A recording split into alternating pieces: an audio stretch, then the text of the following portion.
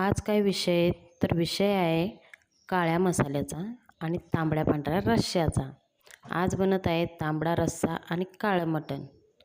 हे मटण आणि हा तांबडा रस्सा ज्याचा मसाला मी स्वतः बनवते, जो बनतो 5 प्रकारच्या कोल्हापुरी मिरच्यांपासून आणि भन्नाट मसाल्यांपासून, ज्यामुळे मटण हे रसरशीत, चवीला आणि तर्रीला भन्नाट आणि झणझणीत असं होतं।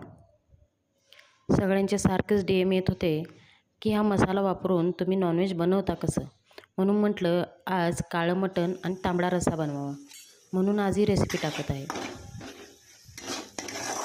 मी बनवलेला काळा मसाला असू दे किंवा कोल्हापुरी मसाला, यामध्ये इतर कोणतेही मसाले वापरावे लागत नाहीत। एकदा हे मसाले टाकले की भाजी झणझणीत आणि तर्रीला छान अशी होते, चवीला एकदम टेस्टी आणि झणझणीत।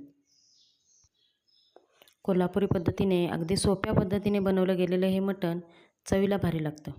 त्यामुळे आमच्या मसाल्यांना खास मागणी असते, ती म्हणजे काळा मसाला, कोल्हापुरी मसाला, मालवणी मसाला। प्रत्येकाची चव वेगळी, दिसायला भाजी वेगळी आणि चवीला नाद खुळा। मग तुम्हाला हवा असल्यास संपर्क करू शकता। थँक्यू।